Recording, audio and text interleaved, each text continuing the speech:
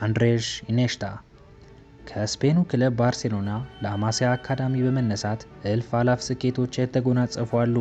እንደነ ሊዮኔል ሜሲ፣ ዣቪ ሄርናንዴዝ እና ሰርጂዮ ቡስኬት የመሳሰሉ ተጫዋቾች በዋነኝነት ይጠቀሳሉ። ስፔናዊው የባርሴሎና የቀድሞ የመሃል ሜዳ ተጫዋች አንድሬስ ኢኔሽታም ከዋነኞቹ አንዱ ነው። በተቃራኒ ቡድን ደጋፊዎች ጭምር ትልቅ ክብር የሚሰጠው ኢኔሽታ በአንድ ወቅት የቀድሞ የማንቸስተር ሲቲ ተጫዋች ዴቪድ ሲልቫ ብዙ ጊዜ ሜሲ ወይም ሮናልዶ ምርጡ እንደሆነ ይጠይቁኛል፣ ነገር ግን ለኔ ኢኔሽታ ቁጥር 1 ነው ሲል አድናቆቱን ገልጾለታል። የቡድን አጋሩ ዣቪ ሄርናንዴዝ ደግሞ ኢኔሽታ ማለት በቀላሉ የስፔን ሙሉ ተጫዋች ማለት ነው፣ እሱ የተሟላ ብቃት ስላለው ጨዋታ እንዳይከብድ ያደርጋል ሲል ተደምጧል።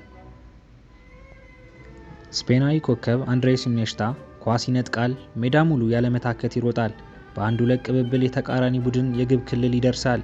የተሟላ ብቃቱ እግር ኳስ ካሳየችን ድንቅ አማካዮች መካከል አንዱ አድርጎታል።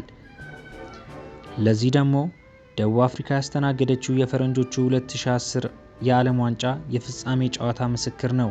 በዚህ ጨዋታ ላይ የኔዘርላንድ ብሔራዊ ቡድን አሪያን ሮበንን እና ሮበን ቫን ፐርሲን ጨምሮ ሌሎች ተጫዋቾችን ሲያሰልፍ፣ ስፔን ደግሞ ከግብ ጠባቂው ኢከር ካሲያስ ጀምሮ ሰርጂዮ ራሞስ፣ ፒዮል፣ ፒኬ፣ ዣቪ፣ ኢኔሽታ እና ፋብሬጋዝን የመሳሰሉ ኮከቦችን በቋሚ 11 ውስጥ አካታለች።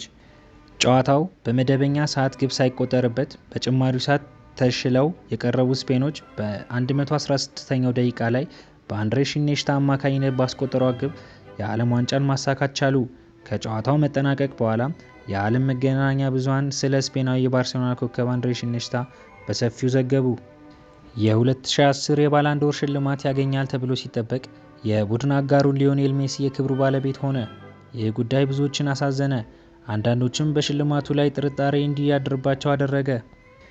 ነገር ግን ስፔናዊ ኮከብ ዝምታን በመምረጥ እግር ኳስን የሚጫወተው ልማትን ለማግኘት ሳይሆን የኳስ ፍቅርና ፍላጎትን በልቡ ውስጥ ሰርጾ በመግባቱ እንደሆነ አሳየ። በፈረንጆቹ 1984 ስፔን ውስጥ በምትገኘው አነስተኛ ከተማ ፉንቴልቪላ የተወለደው ኢኔሽታ ላማሲያ የተቀላቀለው በ12 ዓመቱ ነበር። ስፔናዊ ኮከብ አንድሬስ ኢኔሽታ እግር ኳስ እስከተሰናበተበት ጊዜ ድረስ በርካታ ታሪኮችን የጻፈ ሲሆን በእግር ኳስ ሕይወቱ ከ1000 በላይ ጨዋታዎችን አድርጎ አንድም ቀይ ካርድ አልተመለከተም። ጨዋነቱ፣ የተረጋጋ ባህሪውና ለጨዋታ ያለው ክብር ለእግር ኳስ ሕያው ምሳሌ አድርጎታል።